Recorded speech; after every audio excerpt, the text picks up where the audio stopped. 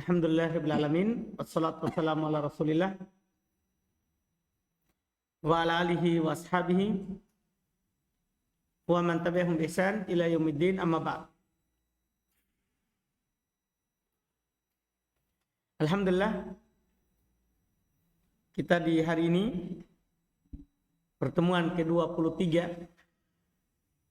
di dalam pembahasan usul fikih dengan membaca kitab dasar untuk pemula dalam ilmu usul fikih, itu kitab Al-Usul min Ilmi Al-Usul karya Syekh Al-Allamah Muhammad bin Saleh Al-Utsaimin rahimahullahu ta'ala.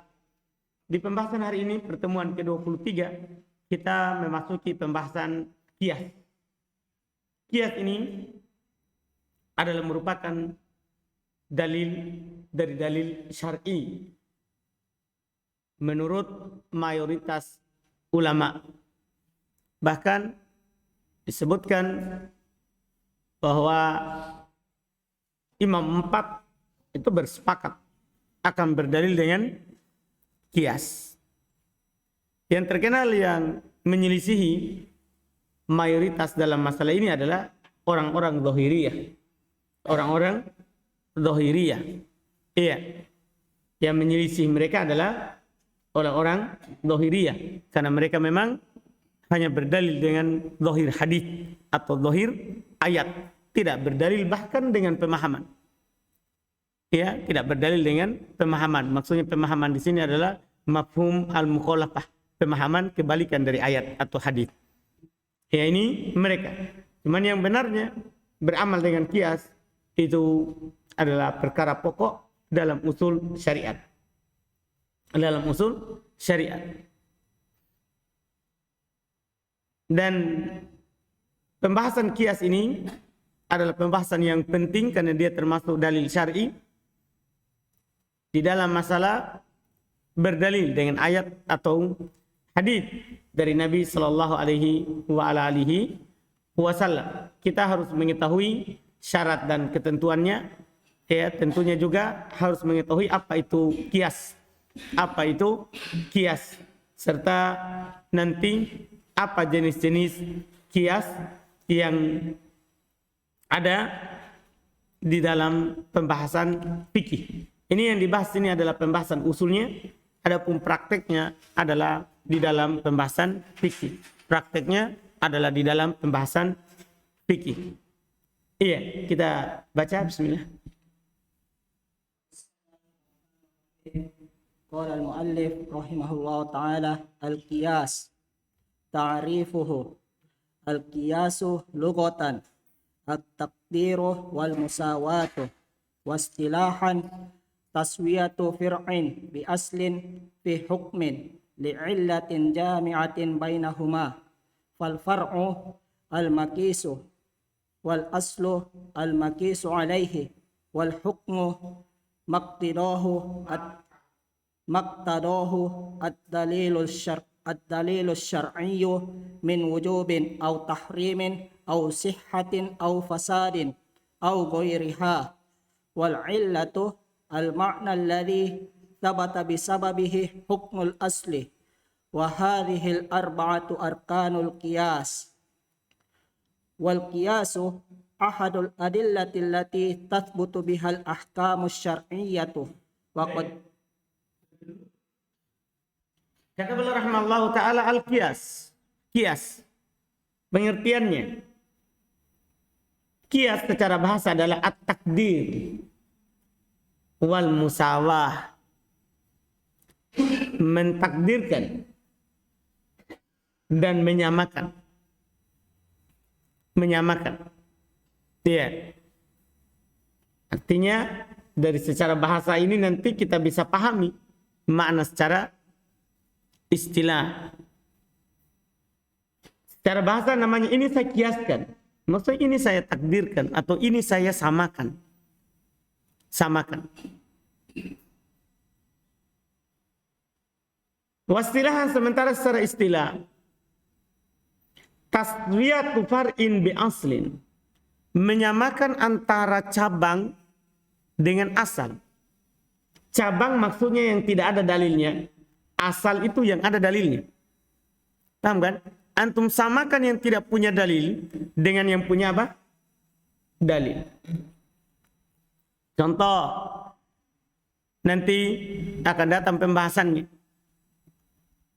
Kita kiaskan misalnya khamar yang ada di masa Nabi SAW. Orang kalau dulu membuat khamar itu dari nabit, dari anggur, yang dia rendam, ya, untuk membuat khamar, untuk membuat khamar. Sekarang kita kiaskan balok dengannya. Kita samakan antara khamar dari nabit tadi dengan dari pohon talak misalnya. Kita kiaskan. Ini balok ini tidak ada dalilnya. Yang ada dalilnya di masa Nabi adalah yang diharamkan waktu itu. Jadi kita kiaskan. Ini balok namanya fara'. Asalnya adalah yang ada di masa Nabi. Asalnya adalah yang ada di masa Nabi. Fi hukmin, dalam satu hukum. Yaitu dulu haram, berarti ini juga apa? Haram. Li'illatin, karena ada sebab, jami'atin bainahuma. Karena ada sebab yang menyatukan antara keduanya. Apa sebabnya? At-tahrim, as-sukur, al-iskar. Karena sama-sama memabukkan.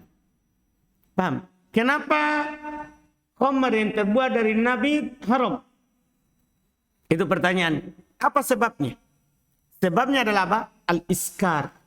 Karena memabukkan. Sebabnya adalah karena apa? Memabukkan. Sekarang, apakah balok memabukkan atau tidak? Begitu pertanyaannya. Paham kan? Kalau ada sebab asal pada fara', maka itu sama hukumnya. Karena sama sebabnya. Paham kan? Dipahami ini? Jadi kita kias ini harus dipahami. Menyamakan antara fara' cabang yang tidak ada dalilnya dengan asal. Asal ini yang ada dalilnya dalam satu hukum karena adanya sebab yang menyatukan antara keduanya. Karena ada sebab yang menyatukan antara keduanya. Paham kan? Contoh lain. Kita kiaskan uang rupiah dengan emas. Dalam masalah terjadinya riba. Ya kan? Kata Nabi SAW, ad-dahab bid-dahab. Emas dengan emas. Sampai hadisnya, sawaan bisawain, yadan biyadin. Kalau kita menukar emas dengan emas, itu harus sama. Paham kan? Harus sama, tidak boleh ada yang lebih. Terus tangan ke tangan. Langsung kontan di tempat. Kita kasih emas kita dan dia kasih emasnya dia. Tidak boleh beda antara emas lama dengan emas yang baru. Seperti orang biasa bilang tukar tambah. Paham kan? Tukar tambah. Ini emas tidak boleh. Sekarang bagaimana kalau rupiah? Kalau rupiah. Kita mau menukar. Itu pertanyaannya. Emas ada dalilnya. Uang rupiah tidak ada dalilnya. Tidak ada dalilnya. Nah, apa sebab diharamkan emas dengan emas harus sama dan harus tangan ke tangan? Sebabnya adalah karena dia adalah punya samaniyah. Dia dijadikan sebagai alat tukar. Dia dijadikan alat tukar, alat belanja, alat untuk jual beli. Ini uang sama, berarti kita samakan fara' uang rupiah ini dengan asal yaitu emas. Karena ada sebab dalam sebuah hukum, yaitu berlaku juga riba padanya. Karena ada sebab yang menyatukannya. Apa sebabnya? Samaniyah, sama-sama punya nilai apa? Tukar. Anda bisa pahami ini. Jadi kalau ilah sebabnya sama, berarti juga hukumnya sama. Iya, juga hukumnya sama. Sebagaimana pada emas berlaku riba, pada uang rupiah juga berlaku apa? Riba. Paham kan? Apa dalilnya? Kias. Dalilnya adalah apa? Kias. Paham kan? Sekarang baru terangkan lebih jauh lagi. Al-far, al-makis. Al-far adalah al-makis, yang dikiaskan. Cabangnya, yang tidak ada dalilnya, yang Anda bilang tadi itu, yang tidak ada dalilnya. Wal aslu, sementara asal, al-makis alaih, yang dikiaskan kepadanya, yaitu pokoknya, asalnya, yang ada dalilnya. Wal hukmu, sementara hukum, apa itu hukum? Maktadahu dalilu syar'i, apa yang diharuskan oleh dalil syar'i, itu namanya hukum. Ini hukumnya, maksudnya ini keharusan dalil-dalil ini, berupa wajib, haram, sah, tidak sah, fasad, atau selainnya. Itu namanya hukum. Iya, jadi hukum itu adalah hasil dari dalil. Paham kan? Hasil dari dalil. Wal illah, sekarang apa itu illah? Illah adalah al-makna alladhi sabata bisababi hukmul asli. Ila adalah yaitu suatu makna yang dengannya hukum syar'i itu ditetapkan karena sebabnya. Paham kan? Maksudnya makna yang terkandung di dalamnya, seperti yang Anda bilang tadi itu. Kenapa kita haramkan balok? Karena di dalamnya ada makna yang terkandung, yang dengan sebabnya akan tetap hukum syar'i. Yaitu apa tadi? Karena memabukkan. Paham gak ini? Sekarang, apa yang menjadi alasan pada uang rupiah, uang dolar, riba juga? Paham kan? Karena ada illah yang karena sebabnya ditetapkan hukum. Paham gak ini? Apa sebabnya? Ya karena samaniyah. Ini alat tukar. Ini adalah alat apa? Tukar. Itu namanya illah. Tahu ini makna? Bukan makna dalam artian yang kita pahami secara bahasa kita ya. Makna itu sesuatu yang ada di dalam sesuatu itu yang dengan sebabnya adalah kita ya. Makna di sini bisa diartikan alasan. Illah sebab akibat. Alasan. Dari dengan sebabnya dengan alasan itu kita tetapkan hukum pada asal. Wahadihil arba'atu arkanul qiyas. 4 ini namanya rukun qiyas. Setiap orang mau berdalil dengan qiyas, maka hati-hati dulu. Pertama, apa fara' yang antum mau qiyaskan? Kemudian yang kedua, apa asal? Apakah ada asal yang antum mau ikutkan kepadanya? Yang tadi. Yang kedua harus ada hukum yang ingin dicapai. Yang ketiga harus ada ilahnya. Kapan tidak ada ini maka tidak bisa kita kias. Kan ini namanya rukun kias. Namanya rukun itu kalau hilang salah satunya maka tidak bisa ada kias. Kias itu salah satu dalil yang hukum-hukum syar'i ditetapkan dengannya. Paham kan? Jadi kias salah satu dalil. Dan ini pendapat mayoritas ulama rahimahumullah. Tidak ada menyelisih mereka kecuali orang Dhahiriyah. Mereka katakan itu pun yang menyelisihinya adalah Ibn Hazm. Yang menyelisihinya apa adalah siapa? Ibn Hazm rahimahullah. Terus وقد دل على اعتباره دليلا شرعيا الكتاب والسنة وأقوال الصحابة فمن أدلة الكتاب الأول قوله تعالى الله الذي أنزل الكتاب بالحق والميزان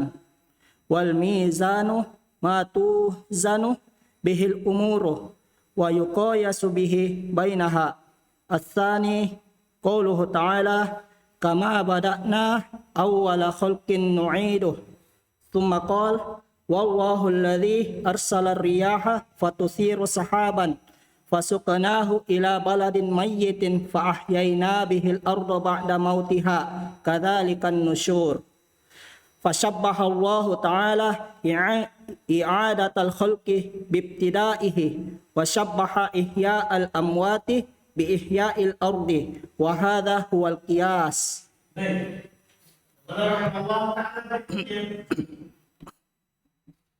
Alkitab, sunnah dan ucapan sahabat qad dalla ala i'tibarihi telah menunjukkan akan dianggapnya qiyas dalilan syar'iyan sebagai dalil syar'i. Paham kan? akwal, kitab, sunnah, ucapan sahabat telah menunjukkan bahwa ini kias merupakan dalil apa? Syar'i. Iya. Ini sama dengan ijma' pembahasan kemarin. Apa dalil kalau ijma' itu adalah hujjah? Paham kan? Telah disebutkan kemarin. Sekarang lagi, apa dalil kalau kias itu adalah apa? Hujjah. Telah ditunjukkan oleh Alkitab dan Sunnah serta ucapan sahabat bahwasanya kias ini adalah merupakan dalil yang dipakai. Adapun dari kitab, firman Allah Subhanahu wa taala, Allahul ladzi anzalal kitaba bil haqqi wal mizan. Allah Subhanahu wa taala yang menurunkan Al-Qur'an dengan hak, wal mizan dan timbangan. Apa maksudnya? Mizan itu adalah apa yang perkara-perkara itu ditimbang dengannya dan dikiaskan dengannya antaranya. Jadi gini, Al-Quran itu kan kalau seandainya Al-Quran ini adalah menyebutkan segala sesuatu yang akan terjadi dari masa Nabi SAW sampai hari kiamat, berapa tebalnya? Paham gak nih? Berapa tebalnya itu Al-Quran? Tapi Al-Quran hanya 30 juz, ya kan? 114 surat. Di dalam ayat-ayatnya ini, tidak semua masalah langsung disebutkan namanya. Tapi hanya disebutkan apa? Mizannya, ketentuan umumnya. Kalau begini, begini hukumnya. Paham ini?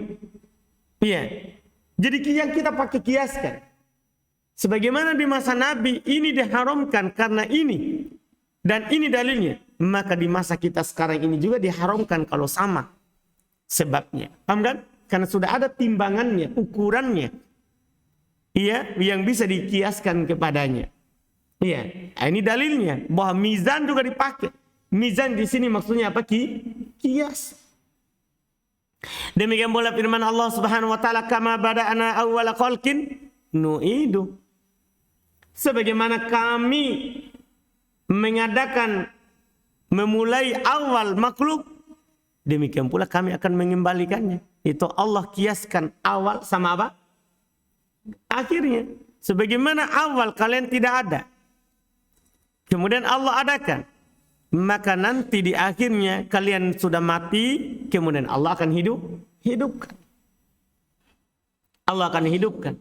Demikian pula ayat berikutnya, Wallahu alladzi arsala riyaha fatuthiru sahaban fasuqnahu ila baladin mayyit fa'ahyayna bihil arda ba'da mautiha. Lihat, Allah yang mengutus angin sehingga dia membawa awan, maka kami arahkan dia ke tanah yang mati, tanah yang gersang. Iya kan? Musim kering. Antum lihat musim kering tidak ada apa-apa di gunung. Allah arahkan kepadanya awan, kemudian dia turun hujan. Fa'ahyayna bihil arda ba'da mautiha. Maka kami hidupkan bihi dengan sebabnya ba'nya sababiyah, dengan sebab hujan itu, karena bukan hidup ya, bukan hujan menghidupkan, tapi Allah. Tapi sebabnya hujan. Kami hidupkan dengan sebabnya hujan itu al-ardo ba'da mautiha. Tanah itu setelah matinya. Tadi tidak ada sama sekali tanaman. Turun hujan tiba-tiba hijau, berarti hidup. Kata Allah, kadzalikan nusyur. Demikianlah hari berbangkit. Itu Allah kiaskan itu tanah yang mati dengan manusia. Paham? Kalian ini mati nanti. Seperti itu bumi yang mati. Ya kan? Maka tadi bumi itu mati, turun hujan, hidup. Demikian pula kalian. Kalian mati, nanti Allah hidupkan, ya pasti hidup. Jadi dikiaskan. Maka Allah menyerupakan antara i'adatul khalq, mengembalikan penciptaan, bibtidaihi dengan awalnya. Dan Allah menyerupakan hidupnya yang mati itu dengan menghidupkan bumi. Paham kan? Dengan menghidupkan bumi. Maka ini yang dinamakan dengan kias. Ini dalil Al-Quran. Ini dalil Al-Quran. Jadi kias dipakai oleh Allah Subhanahu wa ta'ala. Maka kalau Allah gunakan berarti juga bisa kita apa? Gunakan. Dan ini dalil syar'i. Dalil sunnah.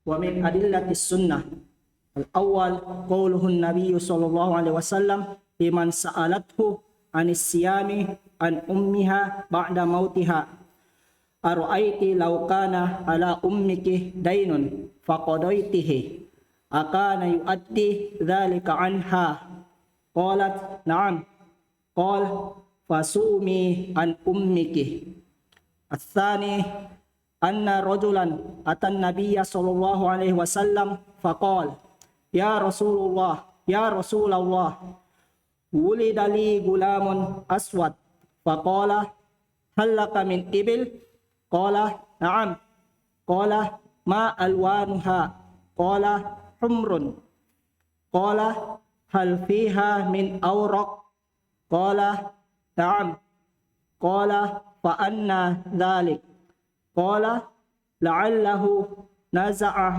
إرق قال فلعل ابنك هذا نزعه إرق وهكذا جميع الأمثال الواردة في الكتاب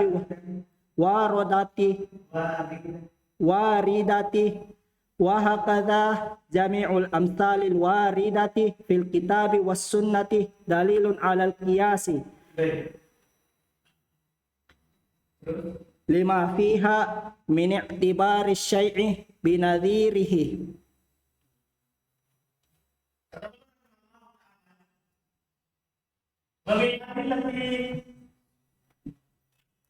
Dan termasuk dalil, ya, termasuk dalil dari sunnah.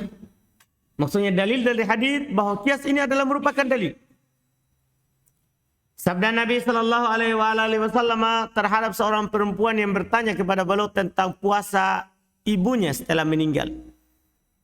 Jadi ini seorang perempuan, ibunya meninggal dalam keadaan dia punya utang puasa. Dia datang kepada Nabi Sallallahu Alaihi Wasallam untuk menanyakan sebuah hukum. Boleh nggak dia mempuasakan ibunya yang telah meninggal? Yaitu membayarkan utang puasa apa? Ibunya. Membayarkan utang puasa ibunya. Nabi tidak langsung bilang boleh. Tidak. Nabi bertanya dulu. Ara'aiti law kana ala ummika dain faqadaitihi. Kabarkan kepadaku.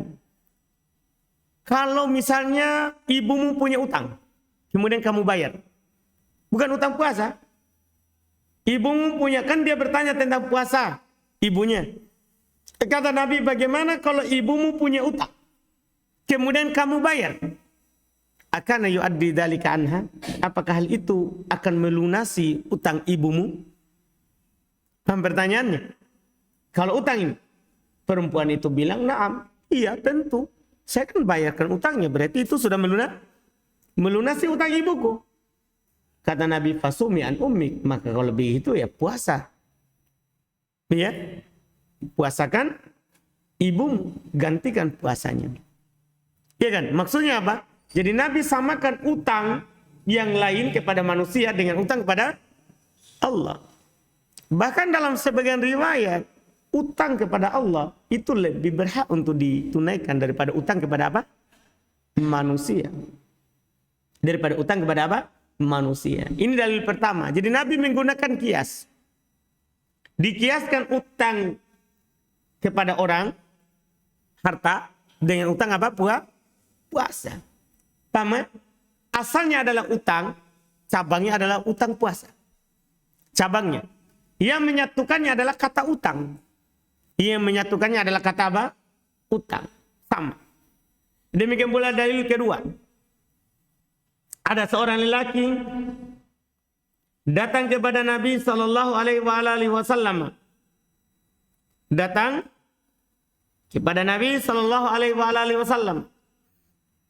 Faqal, dia berkata, "Ya Rasulullah, wahai Rasulullah, wulida li gulam aswad." Wahai Rasulullah, dilahirkan untukku, maksudnya istrinya melahirkan anak dia, seorang anak yang hitam. Maksudnya dia sendiri putih, istrinya putih. Tiba-tiba yang keluar hitam. Ya bagaimana perasaan antum kalau begitu? Kan curiga itu. Anak antum putih, terus istri putih, yang keluar hitam. Jadi ini orang, jangan sampai istriku ini main belakang. Paham kan? Ya pasti aneh-aneh pemikirannya.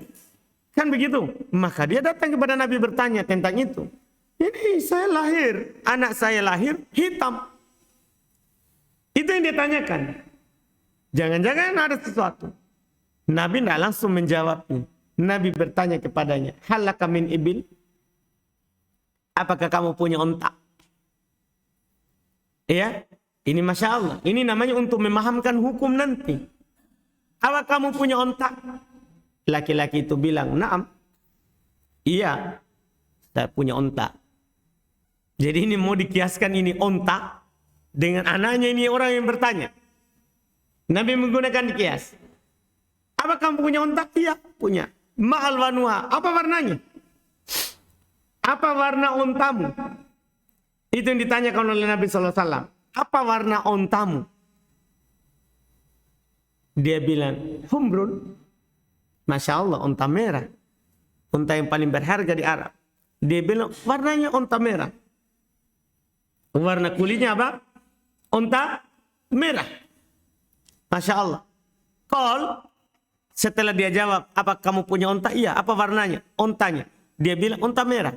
Maka kata Nabi SAW berikutnya, hal fiha min aura? Apakah ada dalam semua onta merah ini punya antum? Apakah ada padanya yang warna aura? Yang campur dengan abu-abu? Iya, dia punya onta merah.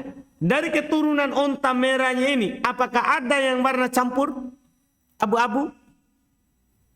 Dia bilang, qala na'am, iya, ada. Ada. Nabi setelah dia bilang ada, ya, laki-laki itu menjawab, iya. Kata Nabi, fa'ana dalik. Kenapa bisa seperti itu? Jadi tidak langsung dijawab itu pertanyaannya. Nabi bercakap dulu. Dia punya onta merah. Apa saja dia punya onta? Apa warnanya? Warna kulitnya. Dia bilang merah. Apakah ada yang abu-abu? Ya, merah keabu-abuan. Yang belang kulitnya. Dia bilang, iya. Kata Nabi kepadanya, kenapa bisa? Kamu kan punya onta merah. Kenapa ada yang lahir yang warna lain? Qala, laki-laki itu bilang, la'allahu naza'ahu irkun. Sampai dia, karena memang begitulah.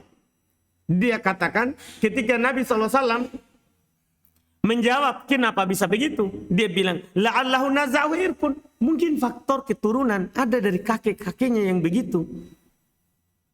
Paham ini? Naza'ahu irkun itu maksudnya ya ini ada ya keluar dari asal. Mungkin dulu ada kakeknya yang warna begitu. Cuman ini semua induknya, pejantannya merah. Mungkin sebelumnya ada bahwa ini hasil perkawinan silang, jadi terjadi onta merah. Mungkin ini yang lahir, mungkin ini lahir, ya ada dari faktor keturunannya. Paham kan? Itu jawaban laki-laki itu. Kata Nabi, fala'allaka ibnaka hadha nazahu irkun. Lihat jawaban Nabi SAW. Maka mungkin juga anak kamu ini seperti itu, yaitu faktor keturunan. Ya cocok kamu putih, istrimu putih. Ya siapa tahu kakeknya dulu hitam. Iya kan? Kan kalau anak itu kadang ikut bapak, kadang ikut ibu. Kadang nggak ikut bapak, nggak ikut ibu, tapi ikut siapa? Kakek neneknya. Iya kan? Kakek neneknya. Nggak harus tiba-tiba keluar anak hidungnya nggak seperti hidung ibunya. Nggak seperti hidung bapaknya. Wah, cari laki-laki yang hidung seperti ini. Siapa ini? Ya kan? Enggak, bisa saja kakeknya. Ya, kakeknya. Baru dia paham ini.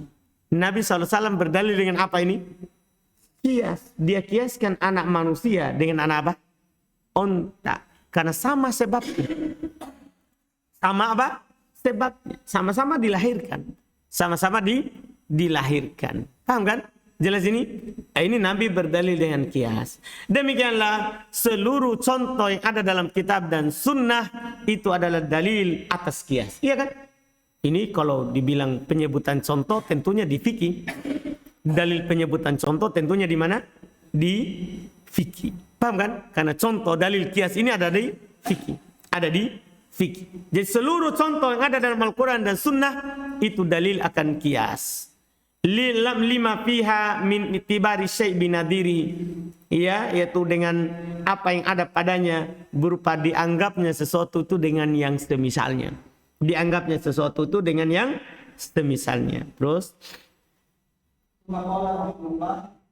wa min aqwalis sahabah ma jaa an amiril mu'minin Umar bin al-Khattabi fi kitabihi ila Abi Musa al-Ash'ari fil qada'i qal summa al-fahma fima utli alayka mimma warada alayka mimma laysa fi Qur'anin wala sunnatin thumma qayisil umura indak wa'rifil amsala thumma mat fima tara ila ahabbiha ila Allah wa ashbahiha bil haqqi.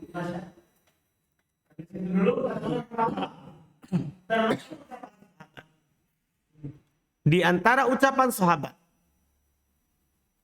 ya, adalah apa yang datang dari Amirul Mukminin Umar bin Khattab di dalam kitab beliau, yaitu tulisan surat beliau radhiyallahu taala anhu ila Abi Musa al-Asy'ari fil qada, kepada Abu Musa al-Asy'ari terkait dengan masalah apa? Al-qada.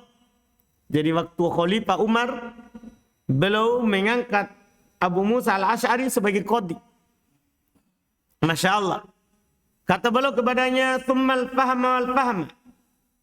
Kemudian pahamilah. Fima adla alaik, pada apa yang ditanyakan kepadamu. Mimma warada alaik mimma laisa fi Qur'an wala sunnah. Dari apa-apa yang datang kepadamu berupa apa yang tidak ada dalam Al-Quran, tidak ada di dalam sunnah. Tidak ada di dalam Al-Quran, tidak ada pula di dalam apa? Sunnah. Tidak ada dalam Al-Quran, tidak ada dalam sunnah. Tsumma qayisil umura indak. Masya Allah. Lihat. Ini adalah, antum perhatikan ya. Ini merupakan ucapan Umar bin Khattab. Dan tidak ada yang menyelisihinya. Makanya kias itu adalah dalil. Karena sahabat pakai. Karena dia bilang, kemudian kiaskanlah perkara itu di sisimu. Ini kalau tidak ada Al-Qurannya. Tidak ada sunnahnya. Timbang. Kiaskan itu dengan yang ada dalam Al-Quran dan yang ada dalam sunnah. Wa'rifil amsal. Ketahuilah, kenalilah yang semisal. Dibilang, kenalilah yang semisal. Summa amit fima taro ila ahabbiha ilallah. Kemudian kamu ambil, kamu pegang pada apa yang kamu lihat itu lebih dicintai oleh Allah. Ini juga perkataan Umar ini menunjukkan bahwa di dalam adanya perbedaan pendapat, kita tidak boleh mengambil apa yang kita senangi sesuai hawa nafsu. Lihat kata Umar, ambil yang paling dicintai oleh Allah. Mana dari perkara ini yang lebih hati-hatinya? Anda paham ini? Mana dari perkara ini yang lebih apa? Lebih hati-hatinya. Jelas ini. Jadi bukan yang sesuai dengan yang kita inginkan, tapi yang lebih hati-hatinya, yang lebih dicintai oleh Allah Subhanahu wa taala. Wa asbahiha bil haq, dan yang paling mirip dengan al-haq. Paham? Ada khilaf misalnya, anggaplah berselisihan. Sekarang orang bercerita di mana-mana, membahas, perdebatan, berselisih, foto apa hukumnya, ada mengatakan boleh, saling membantah. Misalnya di Facebook.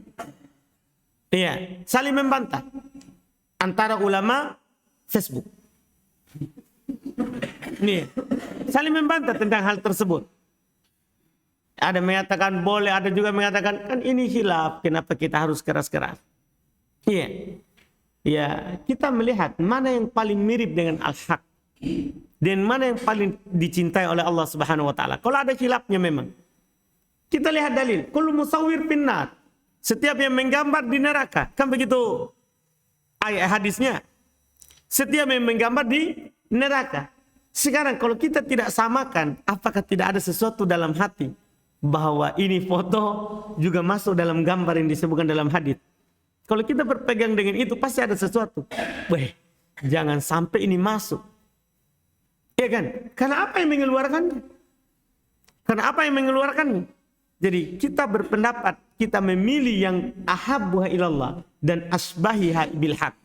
Itu yang harus kita lakukan. Bukan yang sesuai dengan yang kita inginkan. Ini yang perlu diperhatikan. Cuma kan kadang orang hanya baca pendapat apa. Tidak ada usulnya. Ya karena memang ya ulama Facebook jarang yang punya usul. Nah bahasa Arab saja tidak. Iya.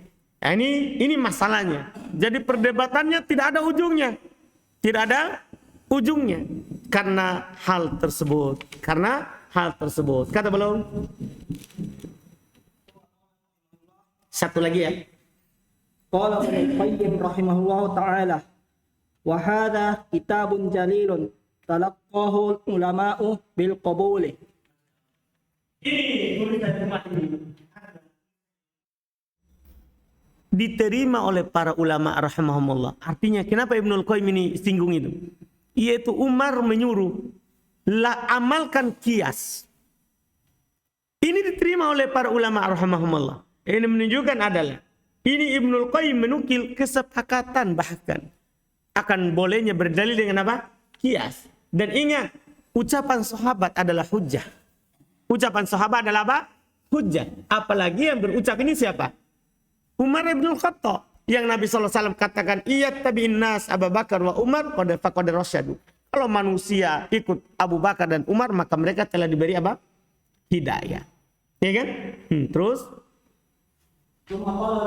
ثم قال المؤلف رحمه الله تعالى وحكى المزني أن الفقهاء من عصر الصحابة إلى يومه أجمعوا على أن نذير الحق حق ونذير الباطل باطل واستعملوا المقاييس في الفقه في جميع الأحكام. Hari ini kata beliau rahimahullah dihikayatkan oleh Al-Imam Al-Muzani termasuk a'immah ulama Syafi'iyah. Termasuk ulama Syafi'iyah. Bahwasanya fuqaha dari masa sahabat sampai hari beliau hidup. Mereka bersepakat bahwasannya yang semisal dengan hak pasti hak. Sebagaimana yang semisal dengan yang batil adalah batil. Dan mereka menggunakan kias di dalam fikih dalam seluruh hukum. Mereka menggunakan kias dalam fikih dalam seluruh apa? Hukum. Ini alhamdulillah. Insyaallah besok baru kita lanjutkan. Berikutnya lagi pembahasan kias. Pembahasan kias kita pelan-pelan ya. Karena kias ini rumit pembahasannya. Agak rumit pembahasannya. Alhamdulillah kita cukupkan. Mudah-mudahan dipahami. Kalau teman-teman yang online ada yang tidak dipahami, boleh nanti di WA ke admin. Wallahualam. Kita cukupkan. Subhanakallahumma hamdik asyhadu an la ilaha illa anta astaghfiruka wa atubu ilaik. Alhamdulillah.